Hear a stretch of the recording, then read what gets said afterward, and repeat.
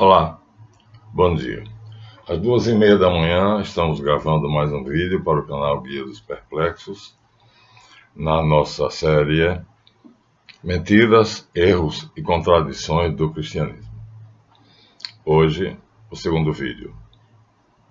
Não se esqueçam que no vídeo anterior nós enfocamos a questão das imagens, que é um grande problema para os cristãos em si. Os evangélicos, que eu aqui chamarei protestante, sem problema nenhum, e os católicos, pois os católicos acham que o culto às imagens não é problema, enquanto que os protestantes se escandalizam. Aproveito para pedir a vocês, mais uma vez, que me tornem o dono desta casa, realizem o meu sonho. Nós estamos com 1.500 inscritos, 1.500 visualizadores e apenas 230 inscritos. Então, se vocês visualizarem esse vídeo e gostarem, então façam com que eu realize o meu sonho. Eu conto com você. Se inscreva no meu canal.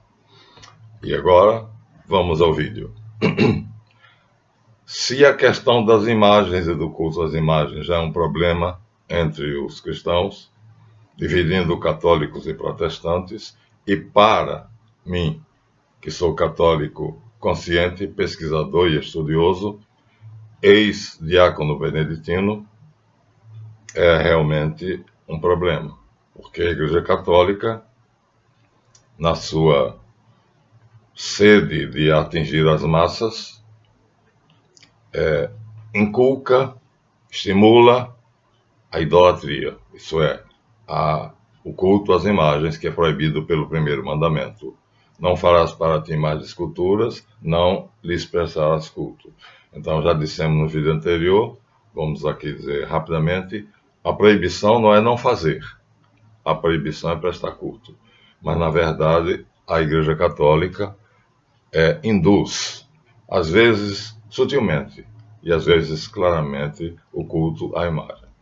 Entretanto, entre todas essas imagens, há uma que é mais problemática ainda do que todas as outras. É a imagem de Maria, a mãe de Jesus, que nós chamamos Nossa Senhora. Aqui na sua acepção de Fátima, Nossa Senhora de Fátima, e aqui na sua acepção de Nossa Senhora da Aparecida. Mais uma vez é o padre Fábio de Mello, que é chamado ao Vaticano, porque, sendo cantor e tendo gravado um disco com uma cantora gospel, ele percebeu que os protestantes, os evangélicos, tinham razão em uma coisa. Segundo ele, segundo o vídeo que eu ouvi, ele disse que o movimento mariano era um problema, porque o culto a Maria obscurecia o culto a Jesus. De tal modo, o movimento mariano estava engrandecido, de tal modo estava poderoso, que a imagem de Maria estava se tornando superior à imagem de Jesus. Vamos, neste vídeo, examinar isto. Tá certo? Espero que Deus me dê a mim a palavra e a vocês os ouvidos e o entendimento. Vamos explicar. Tudo começa no pré-história. Aqui nós temos um livro de arte pré-histórica. E, para não ficar apenas em um autor, aqui nós temos também um livro de História Universal da Arte pré-histórica. O que é que acontece? O que acontece é que na pré-história havia uma coisa interessante. Os homens da pré-história desenhavam animais. Não vamos analisar aqui a qualidade desses desenhos. De todas as formas, nas paredes e nos tetos das cavernas. Não há figura humana nenhuma, mas nenhuma não é bem o caso, porque nós vamos encontrar aqui, ao lado de uma figura, numa parede da caverna de um touro, nós encontramos a figura de uma mulher. Inicialmente achou-se que essa mulher significaria, vamos dizer assim, uma Vênus, ou seja, uma pornografia, vamos dizer dessa maneira.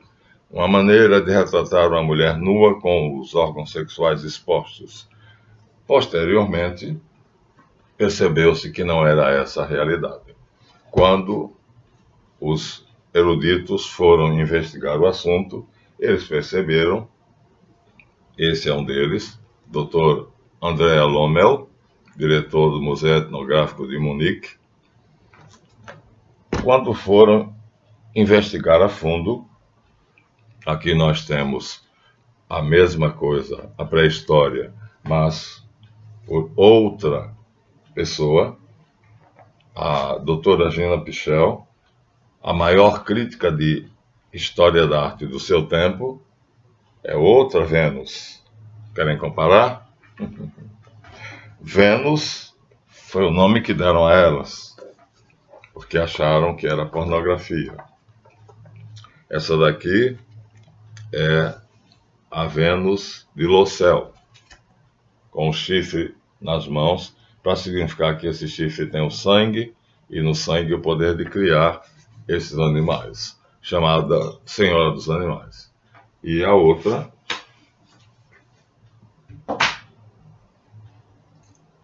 a Vênus de Vestonice. Vamos expor as duas. Vamos tentar fazer um esforço para expor as duas, para que vocês vejam que, na verdade, o que caracteriza essas duas imagens é a maternidade. Seios fartos e caídos, quadris largos, corpo deformado, coxas, mostrando que não eram Vênus, eram mães. Então, isso aqui era o culto à maternidade.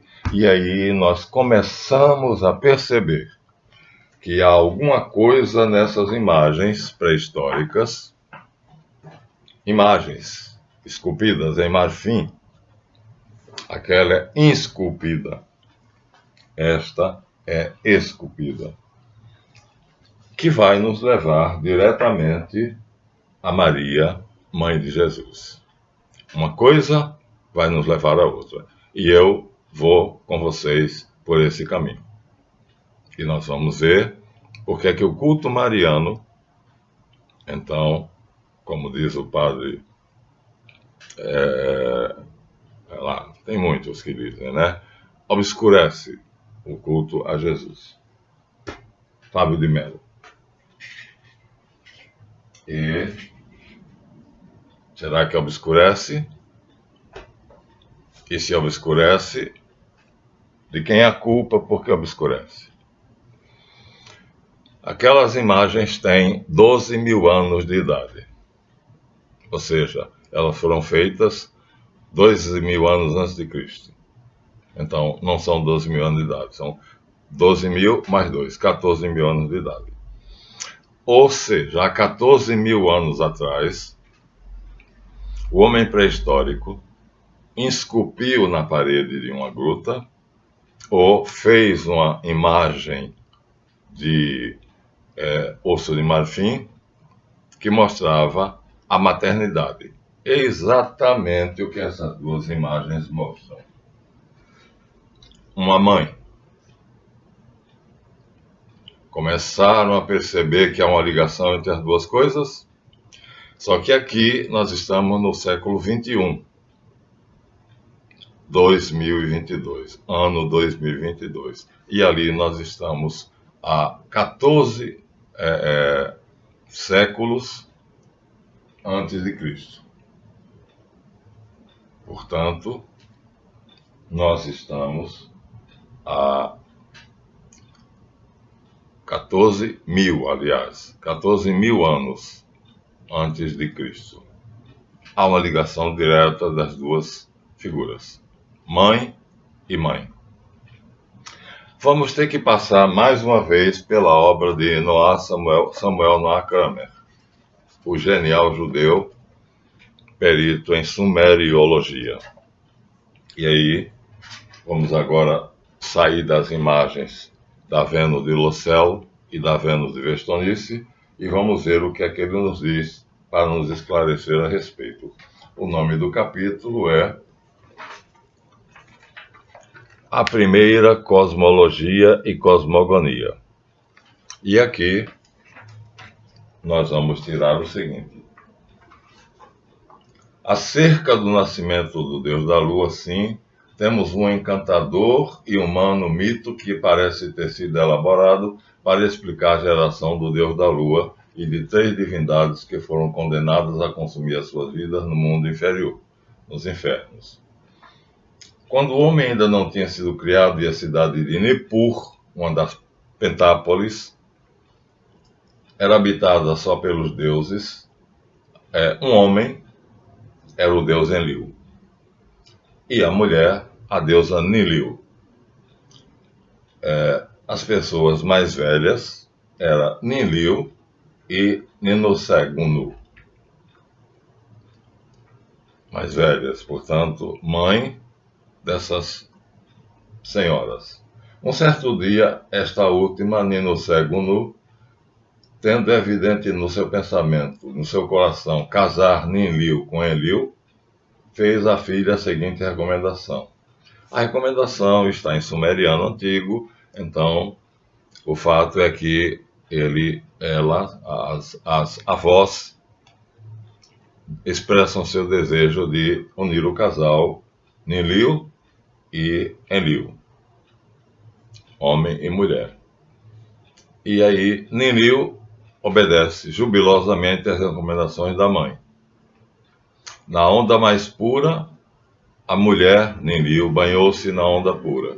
Ninlil passou ao longo das margens do ribeiro Numbirda, e de olhos brilhantes, o Senhor, de olhos brilhantes, as grandes montanhas, o pai Enlil, de olhos brilhantes, a viu nua.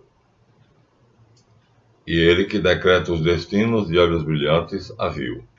E o Senhor falou-lhe de relações amorosas, ela recusou.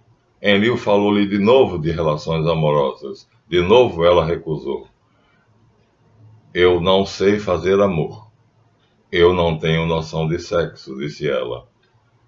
Os meus lábios são pequenos, eu não sei beijar. Entretanto, Enlil chamou o seu primeiro-ministro e deu-lhe a conhecer o desejo que sentia pela encantadora Ninlil.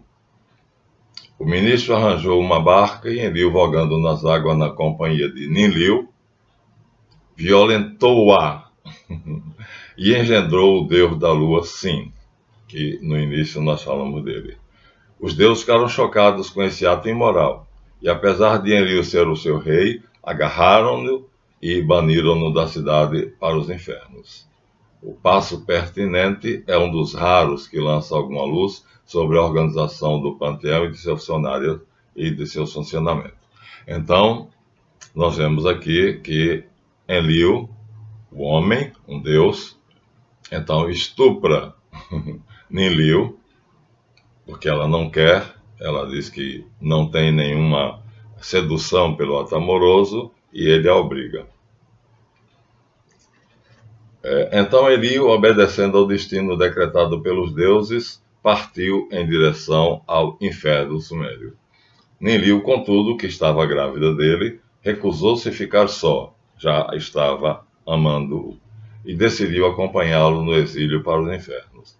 Isso deixou Enlil perturbado, porque pensou que seu filho, Sim, originariamente destinado a ser o deus da lua, importante cargo, iria morar nas escuras e sinistras regiões infernais, em vez de no céu.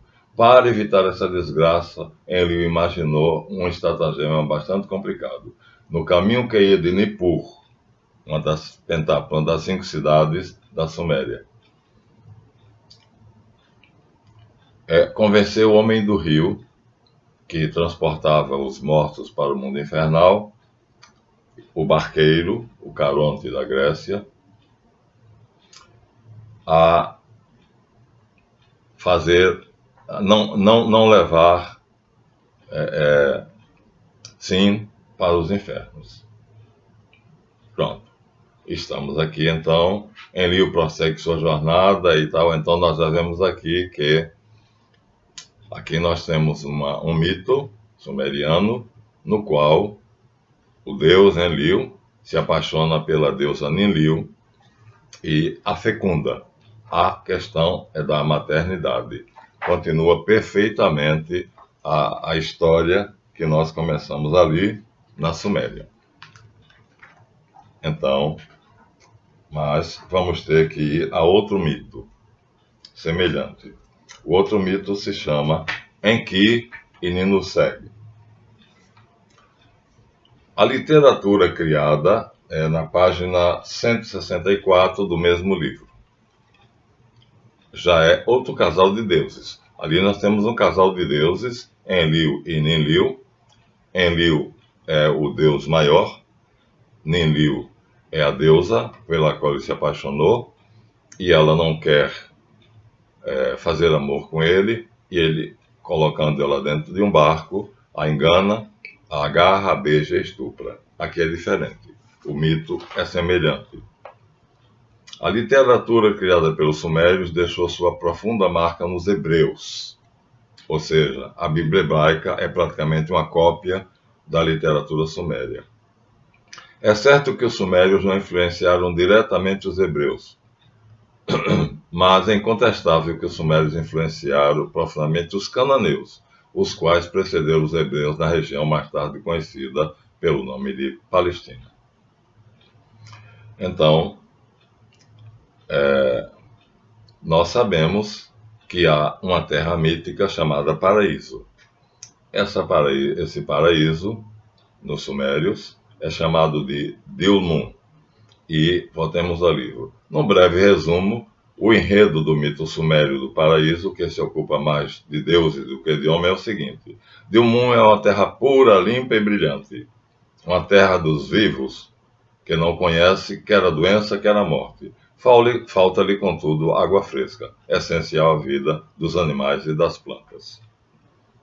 É nesse paraíso, que a Bíblia vai copiar em Gênesis 2, que Enki, o grande deus sumério da água, ordena a Utu, o deus do sol, que a abasteça com água fresca trazida da terra. Dilmun, o paraíso, converte-se então num jardim divino, verdejante, com pomares carregados de frutos e prados. Neste paraíso dos deuses, Ninuseg, a grande deusa mãe dos sumérios, faz brotar 8 plantas. Dela, a vida vegetal surge, e essas 8 plantas, após o intrigante processo de envolver 3 gerações de deuses, todas elas brotam e então, nascida das águas, tornam o paraíso de uma beleza indescritível. O poema rapidamente sublinha, sem mais sofrimentos, em que as queria provar. Ele queria provar o fruto das plantas. E assim o seu mensageiro Isimude o aconselha a fazer. Mas Enlil, ao comer das frutas das árvores do paraíso, há uma semelhança aqui com o paraíso bíblico do bem e do mal, Ninuseg, colérica, pronuncia contra ele uma maldição de morte. Evidentemente, para ter certeza de não modificar a sua decisão e não vir compadecer-se, ela sai de cena e deixa-o em agonia. A saúde de Enki começa a declinar. Então, a mulher é superior ao homem aqui. A mulher é superior ao homem ali. Ou seja, Enlil é inferior a Ninlil, porque ele a ama e ela não o ama. E ela só passa a amá-lo depois de fecundada por ele mesmo por estupro. Ela aí passa a amá-lo. Então, a mulher aqui é superior ao homem. Olha só como a situação é semelhante. E no romance de Enki e Nino Segue, que não é Enlil e Ninlil, nós temos Enki, que se apaixona por Nino Segue, e aí aqui não tem a questão do sexo, aqui a questão é que ela pede a ele para fazer um jardim e pomares, mas ele é proibido de comer essas frutas. Mas de novo vamos remeter ao Gênesis, a proibição de comer o fruto da árvore do bem e do mal tirada daqui. Então, para punir Enki, Nino Segue, que era mais poderosa do que o seu marido, essa é a acusação, que Nossa Senhora está se tornando mais poderosa do que Jesus. Então, vê que Enki está morrendo e tenta convencer a Nino Segue de que ela regresse para que a deusa mãe, reconciliado com o moribundo deus das águas Enki, o cure. Então ela era a dona da bola, a dona da cocada preta.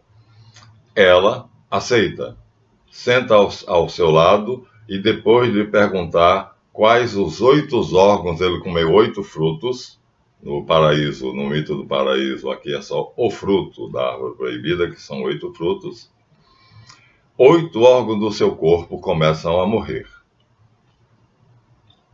E então ela começa a curá-los. E a cada órgão que ela cura, vai criando divindades, no total de 8. Com os seus poderes de curar, em que é reconduzido a vida e a saúde. Então, nós temos ali, o que mostramos aqui, não há na arte pré-histórica nenhum desenho, nenhuma escultura que não seja a da mulher representando a maternidade pelos seus caracteres físicos, tanto na Gina Pichel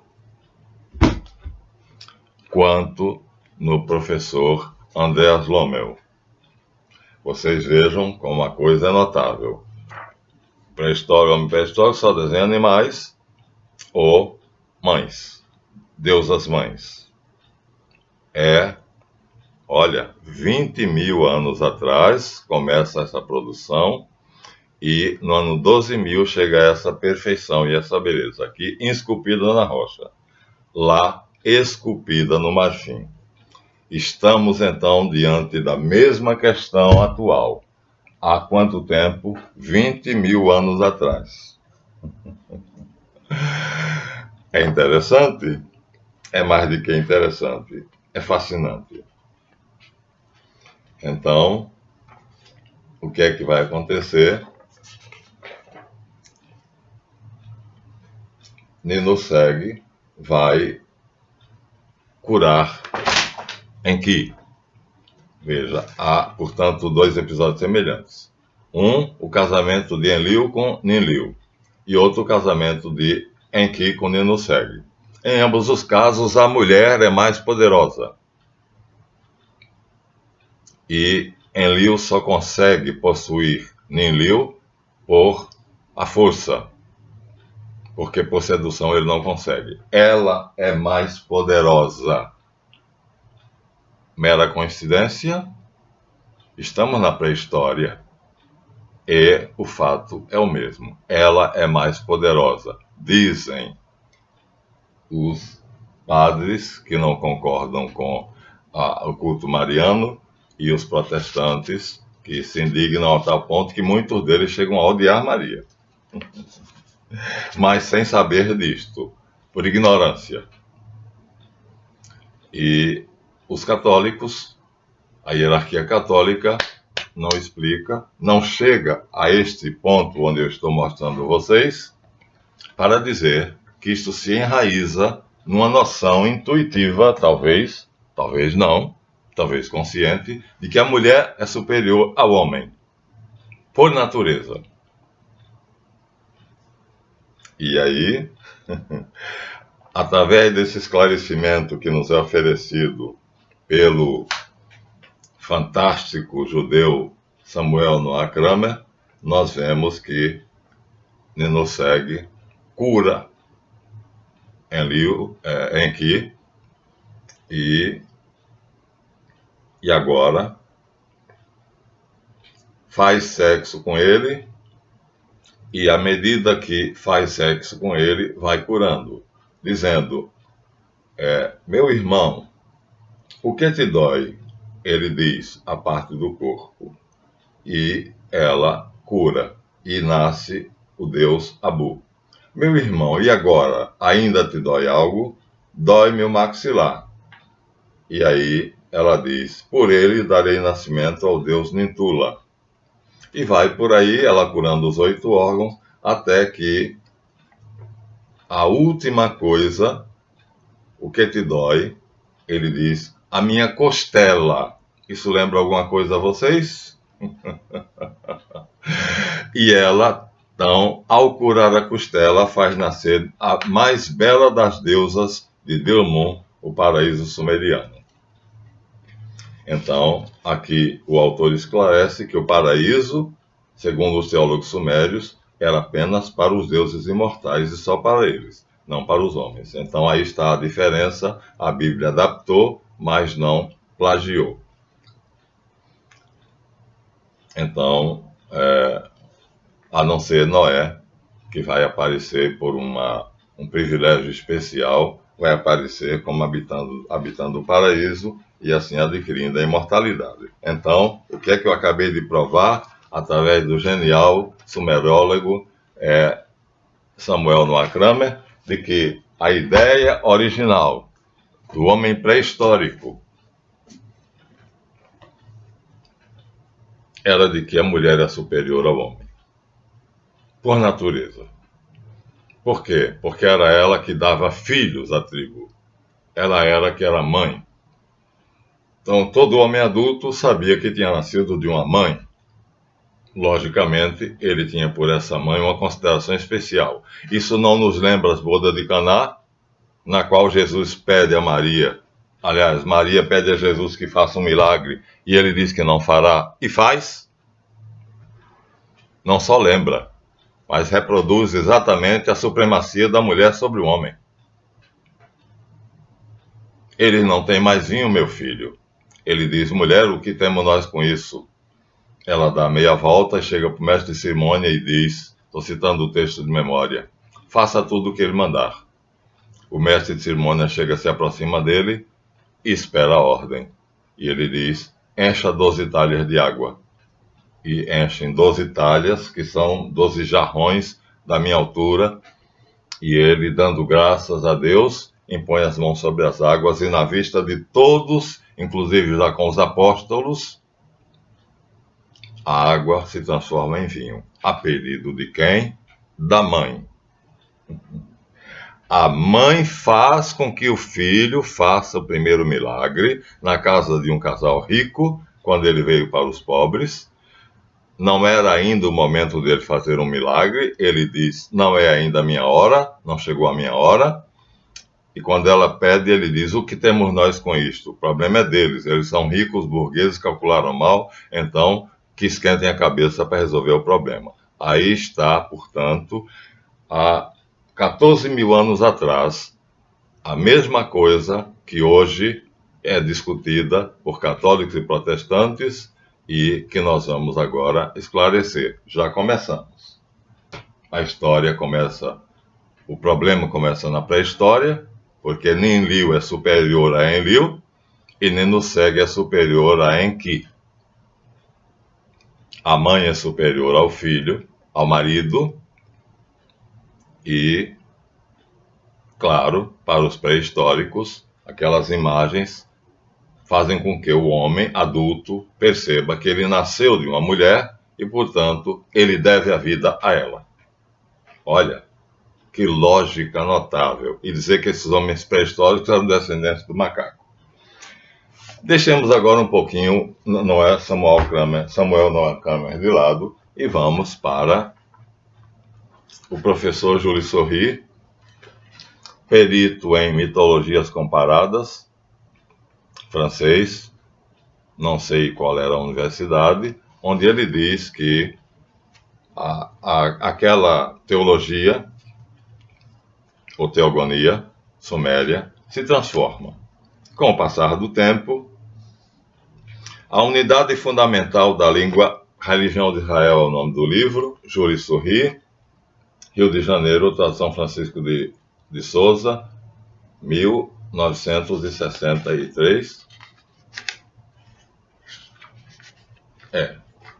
Então, a unidade fundamental da língua dos cananeus e dos hebreus acha-se hoje com efeito demonstrada. Isaías chama o hebreu a língua de Canaã. Esses dois idiomas semíticos derivam de uma só e mesma língua mais antiga, pertencente ao grupo semita do norte. Fenício e hebreu nasceram como dois ramos do velho tronco cananeu. Todos esses povos, amorreus, heteus, heveus e o que os gregos chamaram fenícios, tinham então atingido alto grau de civilização. Haviam esmagado ou absorvido fazia século as raças aborígenes da Fenícia e de Canaã, chamados Nefilim, os Zonzomim ou os Refaim, espécies de gigantes e seres monstruosos que recordam os Anásicas e os Rakshasas, contra os quais os árias tiveram de lutar no Hindustão, na Índia. Então, os cananeus havia muito tinham ultrapassado o grosseiro fetichismo que ainda se observava na família de Abraão. Quer dizer, então, os cananeus chegaram a uma noção mais perfeita da divindade do que os abrâmidas, até que Abraão recebeu a revelação de El Shaddai. Raquel, no episódio célebre, furta os ídolos do seu pai. Então, os descendentes de Abraão eram idólatras, então ainda continuavam aquela noção da Suméria, deuses falsos, um panteão idólatra, e Labão, então, vai atrás dela e pergunta a Jacó: por que roubaste os meus ídolos? Em vários pontos, a Bíblia nos apresenta, em obras, amuletos, mostrando-os como idólatras e politeístas. Então, no livro de Josué, Terac, pai de Abraão, é dado como pagão. Josué diz às tribos de Israel: aquele que atravessar o Jordão, não volte mais para a terra dos seus pais, que eram idólatras. Deixando claro, então, que Abraão, Terac, Nacor, Labão eram idólatras. Porque daqui para frente, nós adoraremos um só Deus. A essa altura, já estamos aqui avançando um pouco na história, Josué já tinha recebido de Moisés o monoteísmo, Moisés já tinha recebido de Abraão. Então a tradição politeísta já tinha sido substituída pela tradição monoteísta dos patriarcas do deserto, segundo Eduardo Churret. Então, o Gênesis conta que Abraão, o alto pai, mítico dos hebreus, encontra-se no país de Canaã com Melquisedeque, rei de Xalém. Mais tarde vamos voltar a ele, que era sacerdote, ou Kohen, sacerdote em hebraico de El Elyon. Este deus El, que vai substituir o panteão sumeriano, que foi o Deus nacional dos filhos de Israel até o tempo da retirada do Egito, onde é substituído por Javé, se apresenta com as narrativas quase sempre acompanhadas de um atributo como El Elyon, El Shaddai, El Kai, El Canaan, etc. Esse Deus El, como nós íamos dizendo, parece ter sido comum a quase todas as famílias da raça semítica. El Oilu, Deus semítico, cuja natureza foi mais obscurecida pelos séculos, justamente por ser o mais antigo, substitui o panteão sumério. Mas antes de ser o Deus dos patriarcas hebreus, tinha sido a suprema divindade da Babilônia. O professor, um arqueólogo que faz escavações na Babilônia, ele consegue perceber que ali havia um santuário monoteísta. O nome dele vai surgir ainda. Ele é citado, o nome dele é citado pelo professor Charles Marston. Então, é impossível no estado atual da ciência determinar exatamente o que significa a palavra El, mas vai ser o deus dos assírios, como Malik, embora em assírio se pronuncia Ilu. E assim, no código de Hammurabi, o culto de Il já era antigo em Babilônia. Professor Langdon, agora veio o nome, tá? Descobre na Babilônia um santuário monoteísta. Então, no meio do politeísmo babilônio, herdado dos sumérios, aparece um deus que é muito, muito, muito antigo, mas o professor Langdon rescalda uma divindade monoteísta, chamada El, que vai até quase a pré-história e substitui os deuses do panteão sumério. Segundo Sankuniaton, El tem uma esposa, a deusa Elate, Ilate ou Alate. Como Baal tem a sua Balate. Aqui já começamos a deturpação, a degeneração. E uma porção de Elohim, ou deuses menores, derivado de El, que mais tarde se tornaram anjos, para que desaparecesse o politeísmo. A ideia de Deus exprime-se pelo vocábulo Ilu, e o caráter ideográfico dessa noção tinha a forma de uma estrela. Daí, jamais Davi ter tido uma estrela de Davi que representasse o Deus verdadeiro, porque a estrela representava exatamente o politeísmo, os ídolos. Era uma maneira mais sofisticada. Na Assíria, ele recebe o nome exclusivamente nacional de Assur, e é chamado rei e chefe dos deuses supremos. Mas percebemos que pela palavra Babel, Babi, Ilu, significa a porta de El. Então, mesmo com o nome de Assur, ele, na verdade, esconde a palavra Assur, esconde a palavra El. Então, El substitui como divindade monoteísta, revelada a Abraão e aos patriarcas do deserto, e, portanto, a sua noção monoteísta é o panteão sumério politeísta. Pronto. Aqui nós ficamos agradecendo ao professor. Tem muita coisa ainda, mas não vamos aqui.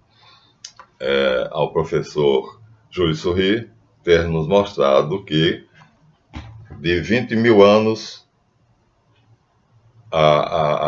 antes de Cristo até 7 mil anos antes de Cristo, ou seja, da pré-história à história, e da história aqui a Abraão. Então, começamos com 20 mil antes de Cristo, vamos para 7 mil antes de Cristo, e aqui estamos a 2.300 antes de Cristo. Estamos vindo de lá para cá, trazendo vocês pela mão. E, finalmente, agora vamos chegar até Cristo. E aí vai se estabelecer uma coisa interessante, né? Vamos voltar ao relato das bodas de Caná, em que a mãe pede ao filho que ele transforme água em vinho, e ele transforma, dizendo que não chegou ainda a minha hora de fazer milagres e eu não tenho nada a ver com isto, mas faz. Olhem vocês como é que é o poder da mãe sobre o filho. Nós católicos dizemos, pede à mãe que o filho dá. Mas os protestantes, na sua ignorância e arrogância, chegam às vezes a odiar Nossa Senhora. E os católicos, por outro lado, cometendo o erro contrário, omitem essa história que eu acabei de contar, que justifica por que ela assume esse papel. Porque é esse o papel que ela tem na história desde a pré-história.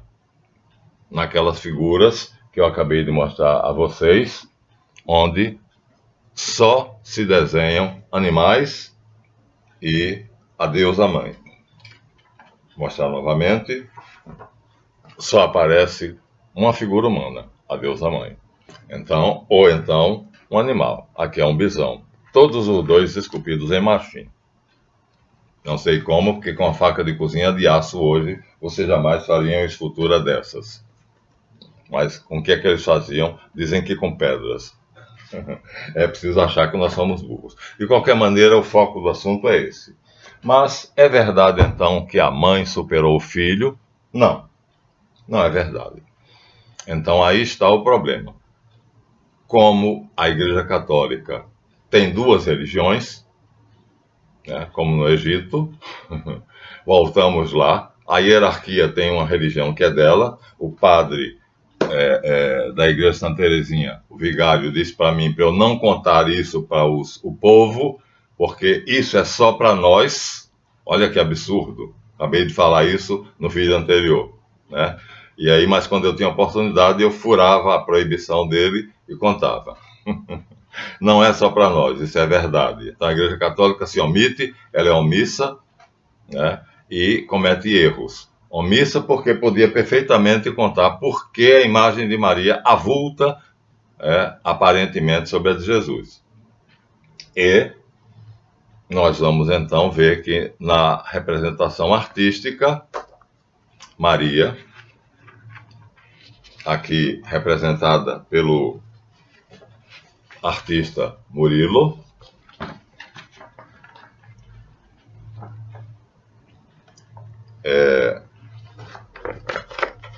está ao lado de Jesus quando ele carrega a cruz.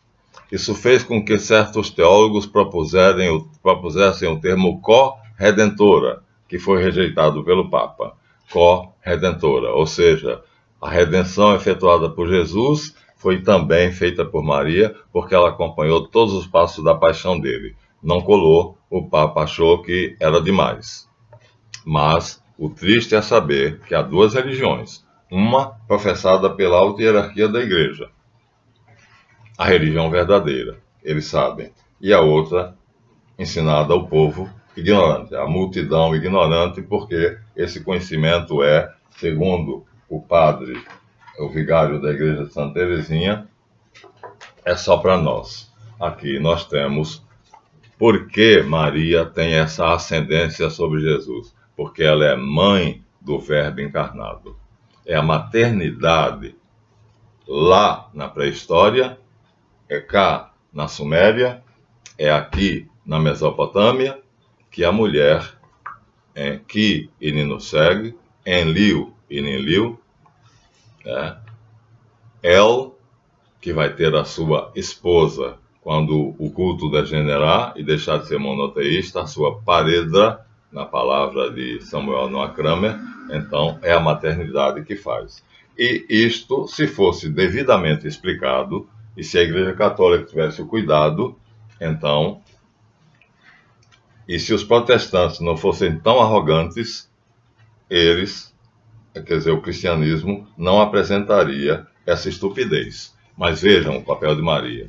Corredentora, não colou, porque acompanhou todos os passos da paixão. Ou seja, Jesus nos redimiu e ela estava do lado dele o tempo todo. E qual é o primeiro momento quando Jesus nasce? O que é que nós encontramos assim que Jesus nasce? Maria ao lado dele.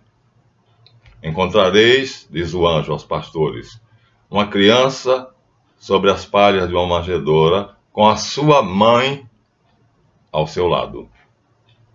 Então ela aparece no início da vida de Jesus, ela aparece ajudando Jesus a carregar a cruz, e uma vez que ele está crucificado, no meio das dores atrozes, ele vira-se para o lado e diz para um discípulo, João, eis aí a tua mãe, e diz, mãe, eis aí o teu filho. Isso está aqui marcado, e eu vou ler. Junto à cruz, João 19, 25 a 27. De Jesus estavam de pé Maria, sua mãe, a irmã de sua mãe, Maria de Cleófas, e Maria Madalena. Quando Jesus viu sua mãe e perto dela o discípulo a quem ele amava, disse à sua mãe: Mulher, eis aí o teu filho. Depois disse ao discípulo: Filho, eis aí tua mãe. E desde aquele momento o discípulo levou para sua companhia. Olha só, desde o primeiro vagido do nascimento da criança, Jesus, até o último suspiro, Maria o acompanha. Bastava dizer isto. Agora, o que a Igreja Católica não podia era cometer o erro crasso de deixar que aquilo que aconteceu na pré-história, aquilo que aconteceu na Suméria, no paganismo, no politeísmo, na religião dos idólatras, se repetisse na religião cristã. Então a Igreja Católica foi omissa e, além de omissa, foi perversa, porque separa a religião da hierarquia, que sabe disso, da religião do povo. Então isso é perversidade e omissão, porque não diz porque Maria aparentemente tem essa supremacia sobre o filho. E os protestantes, ignorantes e arrogantes, então chegam a odiar Nossa Senhora, porque parece que ela oblitera a figura de Jesus, que é o nosso Salvador e o nosso Redentor. Figura não no sentido de ícone, porque os protestantes não aceitam a iconografia, mas assim o culto a Jesus. Então vocês vejam que ignorância, erro, mentira, omissão, faz com que católicos errem por omissão e perversidade, e protestantes errem por arrogância e por até chegar a ser um sentimento, eu sinto em alguns evangélicos, um verdadeiro ódio por Maria. Na verdade, nada disso acontece. O culto mariano puro e verdadeiro ensina que ela é medianeira. Paulo diz: há um só mediador entre Deus e os homens, Jesus Cristo, homem. Então o título dele é mediador. Guardem a palavra. E o culto mariano diz: Maria é a medianeira entre o homem e o seu filho Jesus. Medianeira. Fácil de entender. Mediador é Jesus. Medianeira é Maria. Mediadora é entre Deus e os homens. Medianeira é entre os homens e Jesus. Bastava explicar isto. Então, a omissão e a perversidade, então, faz com que, aparentemente, os católicos estejam cometendo o erro de cultuar mais Maria do que Jesus. Mais uma vez aqui, então, dedicamos esse vídeo a mostrar como é que o cristianismo está cheio de erros. Por quê? Porque professa mentiras, se omite, o cristianismo católico, e o protestantismo, pelo seu lado, pelo outro lado, com arrogância de saber interpretar a Bíblia, então diz que o culto a Maria é indevido, e aí ela está obscurecendo o culto a Jesus. E aí, na sua acepção de serem inspirados pelo Espírito Santo, no livro do Apocalipse, quando João diz, vi um grande sinal no céu, uma mulher vestida de sol com 12 estrelas na sua cabeça, os protestantes dizem, é a nossa igreja cristã. Ora bolas! De onde nasceu o protestantismo? Da inveja de Lutero por Tatzel, porque Lutero não era contra as indulgências, ele queria pregar as indulgências. A Revolução Luterana, que dividiu na Alemanha católicos e protestantes, foi devida à inveja de Lutero por Tatzel, 2 frades franciscanos, porque Lutero achava que era ele que devia pregar as indulgências, portanto, porque ele era famoso, e o Papa nomeou Tatzel. Então é da vaidade de Lutero que vai surgir o luteranismo. E é da luxúria de Henrique VIII, querendo desprezar a sua esposa já quarentona e casar com Ana Bolena, linda de 29 anos, que vai nascer o anglicanismo. E é da estupidez, né, do juiz lá que funda os Testemunhas de Jeová, como é que é o nome dele? Esqueci agora, mas não importa. Então, vai nascer ali, vai vir também. Vai nascer da cabeça daquele juiz, né? Se cabeça de homens que não estudam fosse jardim, estava cheio de flores. Então, é dessa cabeça que vai nascer a sociedade de Torre de Vigia. Então, com uma noção completamente errada. Estamos aqui, então, dando a vocês a verdade. Maria não oblitera Jesus para quem sabe exatamente o papel dela. Medianeira entre o homem e Jesus. E Jesus, mediador entre o homem e Deus. Logo, Maria tem necessidade de Jesus para chegar a Deus. E tudo que ela recebe em termos de graça é por mérito do seu Filho, o Jesus Cristo. Agora nós dizemos, pede a mãe que o Filho dá. Ad Iesum per Mariam. Todos devemos chegar a Jesus pela intermediação de Maria. Esta é a verdade, portanto, pecam os católicos por omissão e perversidade, criando assim, como no Egito, duas religiões, uma da elite e outra dos ignorantes.